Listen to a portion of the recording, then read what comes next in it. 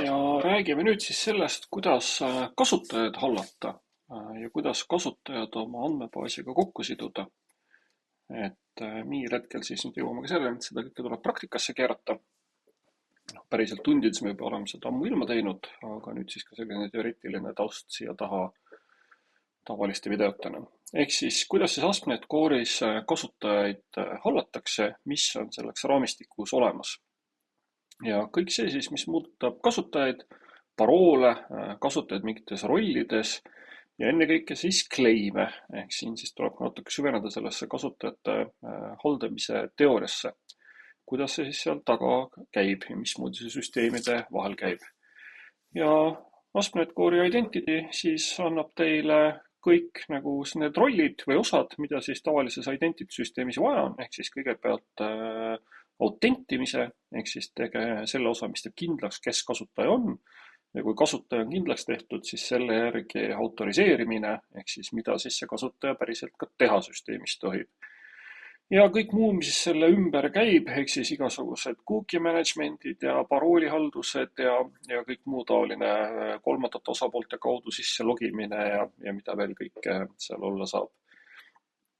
Ja siin me praegu siis vaatame selle asja nagu alumist otsa, ehk kuidas see süsteemi sisemiselt käib ja mismoodi see MVC poole peal töötab ja järgmine loeng on siis sellest, mismoodi seda REST API-des kasutada.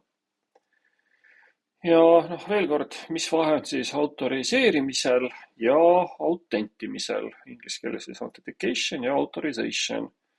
Ehk siis kõigepealt authentication, kes sa oled. Tavaliselt siis ASP.NET-i rakendustes või tüüpilistes veebirakendustes on see siis kasutaja nimi ja parool, kasutaja nimi sageli siis ka email. Ja mingisugune mehhanism, kuidas siis kontrollida, et kas see parool on ka päriselt siis õige parool, mida kasutaja meile sisestanud ja kuidas seda parooli kuskil andmebaasis turvaliselt hoida, nii et kui näiteks keegi saab meie andmebaasist koopia endale, siis sealt tegelikult neid paroole teada ei saaks, ehk nad on kuidagi ühesuunaliselt lukku keeratud. Ja kui kasutaja on tuvastatud, siis selle järgi saab hakata rääkima autoriseerimisest ehk mida teil õigus teha on. Ja teistpidi, kui see nüüd koodi ossa jõuda, siis lõpuks räägitakse või ütleme, kood kirjutab küll ainult autoriseerimisest, sest autoriseerimist ei saa teha ilma autentimiseta. Et need käivad alati lõpuks koos. Ja nüüd, kuidas siis see asi töötab ehk mis seal all siis toimub?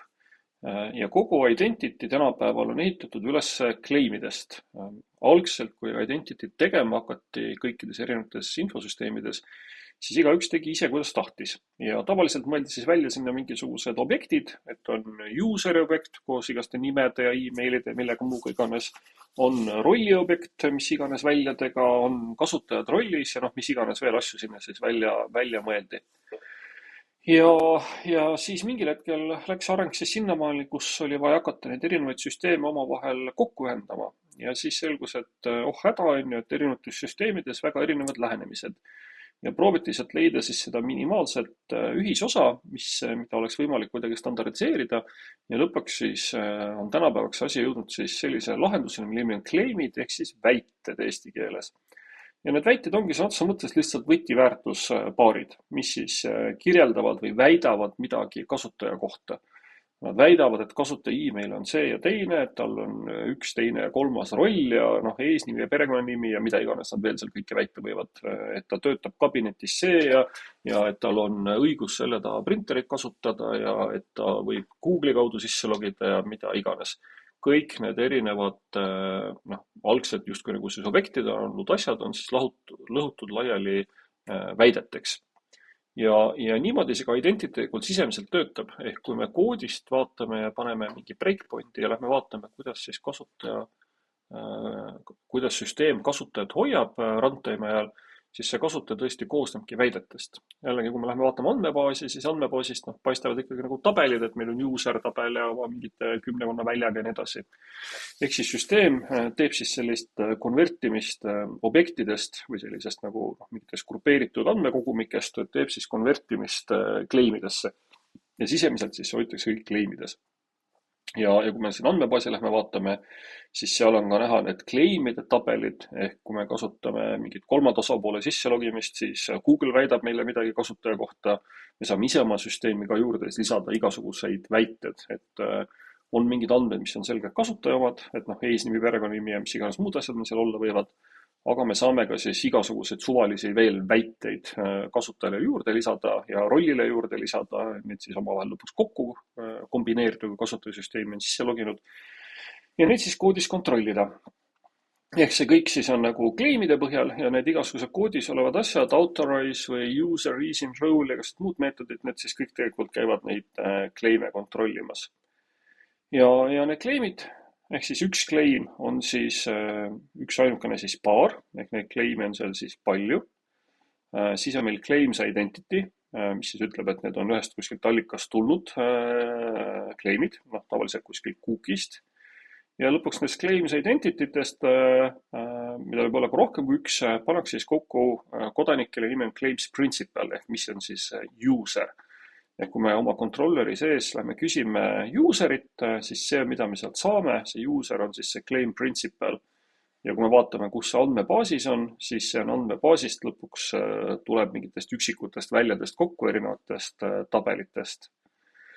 Ja nüüd, mis siin oluline on see, et kui me seda runtime'i ajal vaatame, siis reaalselt andmebaasi keegi enam ei kasuta. See claim, nii nagu siin kirjas on, authentication type cookies, ehk see claim identity võetakse siis kuskilt mingisugusest allikast välja. Kui me räägime veebi kontekstis, siis veebi kontekstis hoitakse seda claims identity't kliendi poole peal cookiedes.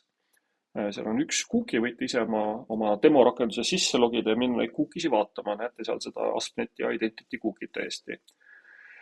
Ja see ASP.NET ja identity cookies on siis mingisugusel krüpteeritud viisil need samad claim'id ükshaaval võtiväärtuspaarid nagu kirjas. Ehk kui nüüd teie veebibrauserist tuleb request veebiserveri vastu, siis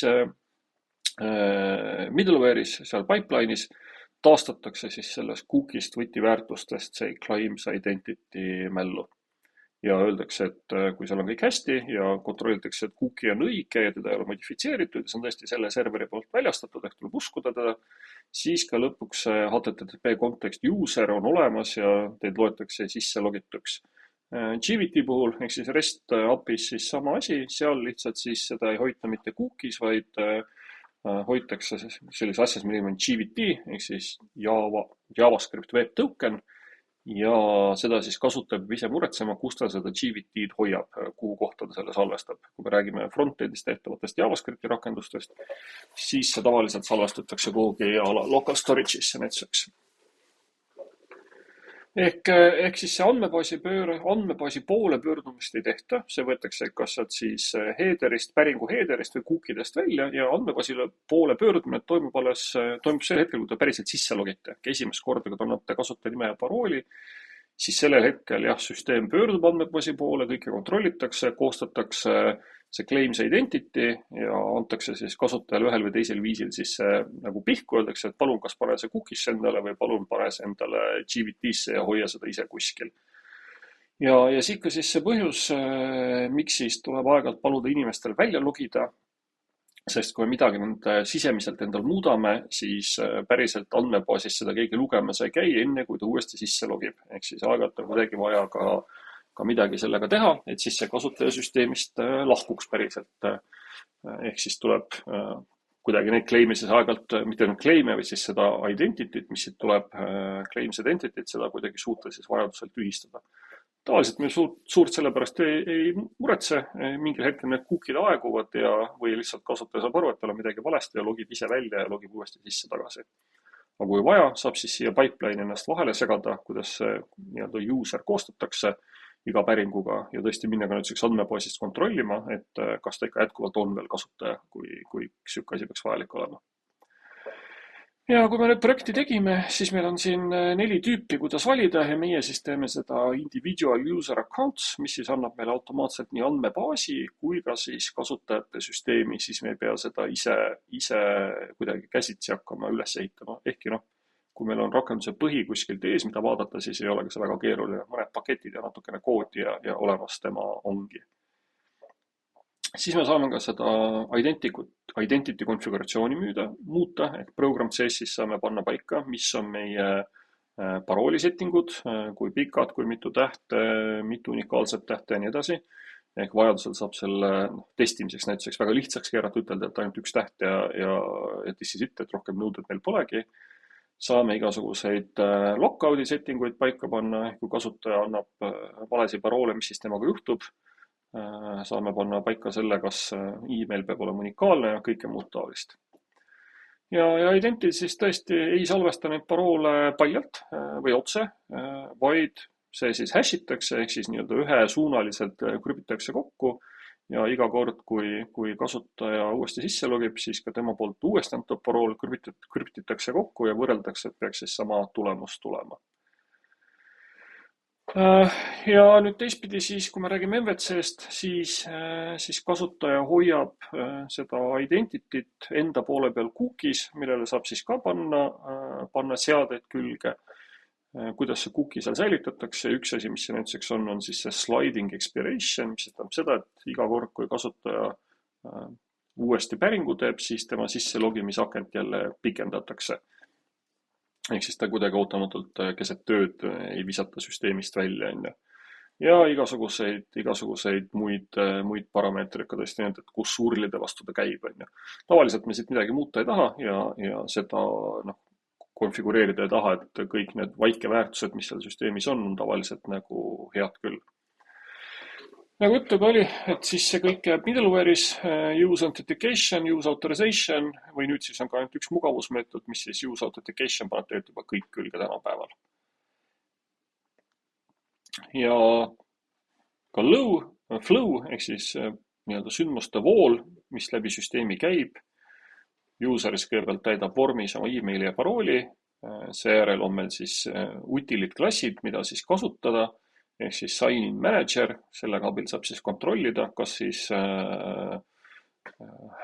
passwordi salvestatud hash ja kasutaja poolt antud passwordi hash on samad. Kui need on samad, siis saab kogu selle kasutaja siis uuesti taastada, ehk siis kõik claim'id kokku koguda user'i tabelist, user'i claim'idest, user rollidest, tegelikult ka role claims tabelist ja ütelda, et kasutaja on siis sisse loginud ja teha siis selle põhjal kas cookie ja GVT puhul siis, või kui me räägime siis API päringutest, seal siis tehakse see GVT. Ja igal järgmisel requestil tuleb siis identity uuesti kasutaja poolt kaasa anda, siin siis cookie'st ja see automaatselt siis ehitab selle HTTP context user'i ülesse, mis on siis tüübist see claims principle. Ja edasi saame seda koodis siis igal pool kasutada. Meil on siis atribuudid, mis seda ütlevad, ehk authorize, user is in role koodis ja kõike muud taolist on ju. Ja need siis andmebaasist midagi küsimas ei käi. Ja need tüüpilised meetodid, mida me siis koodis kasutame, on siis user identity is authenticated. Teistpidi võib lihtsalt seda identity't ennast kontrollida. Kui see on 0, siis ta nii või kui ei ole. User is in role, kas ta on ühes või teises rollis. Saame seda vaadetes kasutada, ehk siis saame injectida neid kõikvõimalikke user manager ja sign-in manager'e. Saame koodi poole peal kasutada meetodite ja klasside kohal atribuute, authorize, ehk siis ainult sisse loginud kasutajad saavad seda controllerit või seda meetodit kasutada. Allow anonymous, mis siis kirjutab üle selle authorize'i, ehk siis kui meil on klass, kus kõik controller, kus kõik ülejäänud on authorize'i all, aga siis saame mõnele meetodile ütelda, et seal see on siis lubatud. Ja authorize'ile saab ka kaasa anda rollide nimekirja, ehk siis siin siis näiteks admin ja sales. Ühes authorize atribuudis olevad asjad on siis ooritud, ehk kasutaja peab olema kas admin või sales. Ja kui meil on 2 eraldi authorize atribuuti, siis need asjad anditakse, ehk siis ta peab olema mõlemas rollis. Joonise peal oli meil ka olemas, kui te oma project proposalit teete, võite ka ise lihtsalt andmesest vaadata need 7 tabelit, mis siis tarvis on. Ja need algsed tabelid, astmed user ja roles, mis on need põhitabelid, need siis tehakse identity user'ist ja identity role'ist, mida me saame siis laiendada. Ja vaikimisi on nad siis string tüüpi primary key'ga, see identity user ja identity role. ja väärtustatakse seda siis kuidist. See meile tavaliselt ei meeldi, vähemalt mulle ei meeldi, ma tahan seda alati nagu laiendada ja selle laiendamine näeb siis välja selline, et tuleb teha siis uus user'i klass ja mis siis peab sellest identity user'ist pärinema ja siin siis mingit geneerikut kasutada, mis siis määrab ära selle primary key tüübi. Ja vajadusel siis igasugused custom property'd ja navigatsiooni property'd siis juurde kirjutada. Ehk läbi päriluse need baasväljad saame me siis kõik ise läbi selle identity user'i, ehk me ei pea mõtlema paroolide ja kasutajanimede ja emailide peale, aga kõik, mis siis on meile endale eraldi meie rakenduses vaja, see tuleb siis juurde kirjutada. Esimese märkusena kohe siin, kui te seda proovima hakkate või midagi tegema hakkate, siis ärge kirjutage siia juurde väljasid, mis on kohustuslikud. Näituseks need samad stringid first name ja last name, sest siis läheb teie kood kohe alguses katki, kasutaja ei saa ennast registreerida, sest UIs ei ole value, kust need või vormis ei ole nii-öelda value identities, kuhu siis oma eesnime ja perekonnanime kirjutada. Ehk see tuleb teha siis natukese aja pärast, kui saab selgeks, kuidas siis need vajalikud lehed endale tegelikult genereerida, kus seda identityt teha.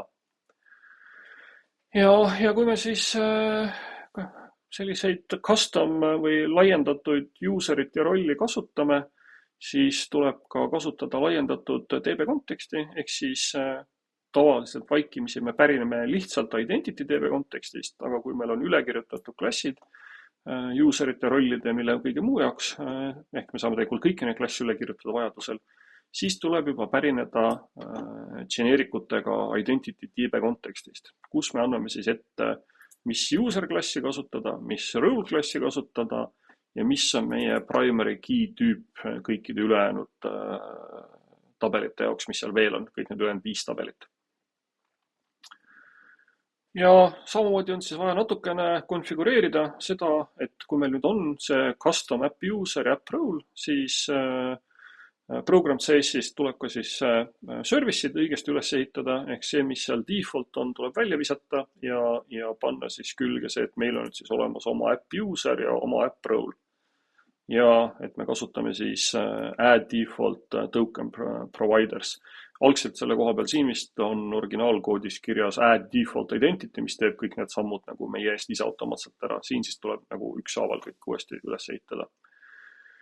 Ja üks koht, mis siis vajab veel parandamist, on siis login partial. See on see osaline vaade, mis siis tekitab üles login ja register nuppude ja kõik muu taolise. Seal siis kasutatakse injectimise kaudu, dependency injection kaudu sign-in manageri ja user manageri, millele tuleb ka siis õige user külge panna. Ja nüüd siis see osa, kus siis teha custom UI oma identityle. Et ärge palun kirjutage mingisugust iseseisvat kontrollerit selle jaoks, ehkki võib iseenesest ei ole otseselt vale, aga süsteemis on see tegelikult olemas ja see on selle tooliga siis tuleb kaasa, millega me kõiki muid asju endale genereerime kontrollereid. Seega oskab siis genereerida meile selle sama UI, mida siis süsteem meil vaikimisi pakub. Tuleb siis näidata, et me tahame seda identity't saada, kus on meie andmebaasi kontekst ja et kirjutame kõik failid üle, kui seda vaja teha on. Ja ta siis tekitab kõik need originaalfailid siis vastavasse tsooni või ARES, ehk siis ARES Identity Pages, mis meie algses rakenduses on tühi. Seal on mingisugune 1 või 2 placeholderit ainult. Ehk sinna siis tekib kõik lehed. Ja esimese hooga, kui me selle asja siin uuesti tööle paneme, siis mitte midagi ei muutu. Kõik on täpselt nii nagu ennemgi. Aga nüüd, kui ennem võetakse need identity leheküljed, võeti kõik teegist kuskilt, mis meil NuGeti kaudu on installitud, siis nüüd hakatakse neid võtma meie enda koodibaasist. Ja siis me saame neid minna parandama ja sinna siis kõik oma eesnimed ja perekonnanimed ja kõik muud asjad juurde kirjutada. Üks asi, mida süsteemis ei ole siis rollide haldust, ehk siis rollidega manageerimine tuleb siis ise kirjutada. Ehk mis rollid meil olemas on, seda tuleb võib-olla seedingus teha ja kuidas, kas üks või teine kasutaja ühes või teises rollis on. Siin lihtsalt mingi triviaalne näide, kuidas siis seda teha. Ja seedingus siis samamoodi tuleb siis võib-olla siis algsed rollid tekitada. Siin ka näide, kuidas seda siis rakenduse startupis teha, tekitada scope, ehk siis teha see dependency injection'i container, initsialiseerida ühekordselt, küsida sealt endale vajalikud service'id välja, user manager ja role manager, ja siis kontrollida, kas üks või teine kasutaja on olemas, kas roll on olemas ja kui need ei ole, siis need luua. Ja mis me selle kõige lõpuks peale hakkame või kus siis tuleb see risk, mida siis tavaliselt junior arendajatel kipub tekkima, isegi endal tekib aeg-ajalt. Me jääme uskuma seda, et see authorize attribute ehk siis kontrollimine, kasutaja on sisse loginud või kasutaja on sisse loginud ja mingisuguses rollis, et see annab meile piisava turvalisuse. Ja see on üks kõige tüüpilisemaid ründevektoreid, mida proovida OWASP top 10 olnud aastate kaupa, on siis see IDOR nimeline asi, ehk siis Insecure Direct Object Reference, ehk me oleme küll sisse loginud ja proovime siis mingisugust ressurssi vaadata, FooBars 1, ja see kuulub meile. Aga kui see mingi kontrolli ei ole ja me ei kasuta ka kuide, kuidid annavad mingisuguse veidikene võlts turvalisusest, ei ole väga lihtne seda primary key'd ära arvata. Aga kui me kasutame auto-inkrementi, siis on väga lihtne lihtsalt järjest hakata proovima, et kui on olemas FooBar 1, siis äkki on olemas ka FooBars 2. Ja see on juba äkki siis kellegi teise oma. Ja me niimoodi, sest kuna kontrollitakse, et me oleme ainult sisse loginud ja mitte seda, et kas me vaatame enda andmed või kellegi teise andmeid, siis läheb selle koha pealt see asi katki ja meil hakatakse võõrad andmed näitama. Ehk sinna tuleb siis alati kirjutada vahele mingisugune kontroll, et jah, kasutaja peab olema sisse loginud, muidu ei ole meil useritki, aga kui me nüüd lähme andmebaasi poole pöörduma, siis ühel või teisel viisil me peame kontrollima, et kas need andmed, mida siis andmebaasist küsitakse, ükstaskõik kus me seda kontrollime, tegelikult soovitavalt mitte nii, vaid pigem juba siin andmebaasi päringus on ju, siis me siin peame kontrollima, et need päriselt siis sellele kasutajale kuuluvad ja kui ei kuulu, tuleb siis midagi ette võtta, inimesele ütelda, et mis iganes vea teada anda või kole pilt kuvada või mida muud teha, et ära näpi seda, mida sa näppida ei tahaks, on ju. Ja muidugi ikka, kui me lõpuks hakkame korralikku arhitektuuri kirjutama, siis me selle kõik kirjutame ilusti kuhugi PLL-i on ju, mitte siis sellisel viisil kontrollerisse. Nüüd, kui te tahate teha siis komplekssemat, mida nüüd ka tavaliselt tudengid juba tänapäeval automaatselt AI-ga kipuvad tegema, natukene komplekssemat autoriseerimise reegleid, siis te saate ehitada programmis, program CS-is seadistada siis mingisugused policy ehk siis reeglid, millega saab siia panna paika igasuguseid parameetreid ehk milliseid claim'e te tahate kontrollida. Et peab olema mingi sünnikuupäev ja peab olema mingis rollis ja kõike muud igast asja, eks seda saab siia ehitada üles, mis need reeglid on ja siis teistpidi kontrollides, kontrollerites, kas kontrolleri enda kohal või meetodite kohal saab siis ütelda, et authorize ja nüüd siis juba panna paika siia selle policy ehk mis reeglitele see kasutaja peab vastama.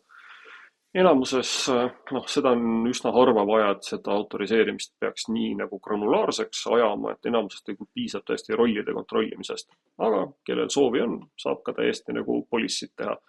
Plus ka kindlasti muidugi see, et see policy on üks nagu abstraktsiooni kiht juures, et kui te kontrollite rolli, siis ongi ainult roll, midagi muud seal kontrollida ei saa.